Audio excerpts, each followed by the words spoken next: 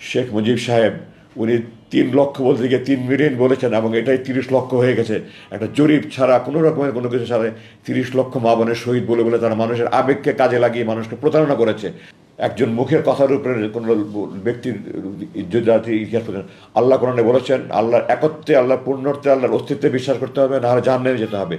আল্লাহর একত্ব, পূর্ণত্ব, অস্তিত্ব বিশ্বাসের আল্লাহ শত শত আয়াত নাজিল করেছেন। রাসূল যখন আনসারদের হাতে শপথ নিয়েছেন তাদেরকে বলেছেন আমার যে কোনো ন্যায়সঙ্গত আইন তোমরা মানবে। রাসূল জানতেন উনি কোনো অন্যায় আজাদি দেবে না, আনসাররাও জানতো আমরা কোনো তিনি অন্যায় দেবে না, তারপরেও এটা উনি রাসূল বলেছেন। আর একজন শেখ মুজিব সাহেব উনি 3 লক্ষ বলতে গিয়ে 3 মিলিয়ন বলেছেন এবং এটাই 30 লক্ষ হয়ে গেছে। একটা জরিপ ছাড়া কোনো রকমের কোনো কিছু ছাড়া 30 লক্ষ মা বোনের শহীদ বলে বলে তারা মানুষের আবেগকে কাজে লাগিয়ে মানুষকে প্রতারণা করেছে। আমি সরকারের কাছে আবেদন জানাই আপনারা জরিপ করে বের করেন, অ্যাকচুয়ালি 30 লক্ষ হোক 3 কোটি হোক আপনারা বের করেন। আমার জানা মতে এটা 2,86,000 একটা জরিপ হয়েছিল, এটা 2,86,000 ছিল দেখে তারা প্রচার করেনি। ওই 3 লক্ষটাকে 30 লক্ষ বানিয়ে তারে 2 লক্ষ মা বোন ধর্ষিত হয়েছে। এখনও সময় আছে, এখনও সেই 72 লোকজন বেঁচে আছে। আমরা সারা দেশে একটা জরিপ করে এই 3 লক্ষ না 30 লক্ষ 2 লক্ষ মানুষ শহীদ হয়েছে কিনা জাতিকে সত্য ইতিহাস জানতে দিন। আমাদের নতুন প্রজন্মকে মিথ্যার উপরে আপনারা জাতিকে গড়ে তুলতে দেবেন না, দয়া করে আল্লাহর ওয়াস্তে আপনারা যদি দেশপ্রেমিক হন একটা সত্যিকারের জরিপ করে এটা ব্যবস্থা করেন। আমি আমার বক্তব্য আর 1 মিনিট বলে শেষ করতে চাই। আমরা বাংলাদেশে ধর্ম, গোত্র, বর্ণ নির্বিশেষে সবাই বাংলাদেশি।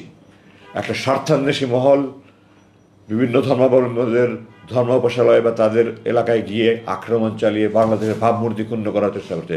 হিন্দু, খ্রিস্ট, বৌদ্ধ, চাকমা, মারমা নির্বিশেষে আমরা সবাই বাংলাদেশি।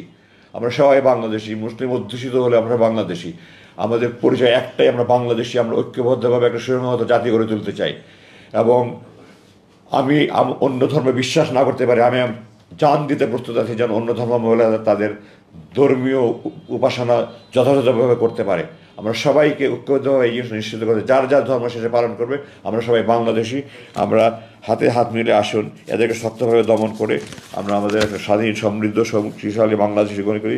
আমাদের স্বপ্নের বাংলাদেশ তৈরি, আমাদের প্রাণ দিয়ে বহু প্রাণের বিনিময়ে এই অর্জিত বাংলাদেশ, নতুন দ্বিতীয় বাংলাদেশ স্বাধীনতার যে শহীদ এবং বীরত্বপূর্ণ যারা কাজ করে তাদেরকে যথাযথ খেতাব দিয়ে পুরস্কৃত করে আমাদের যার যার দায়িত্ব পালন করে আমরা একটা সুখী, সমৃদ্ধ, আমাদের প্রাণের বাংলাদেশ, সুখের বাংলাদেশ।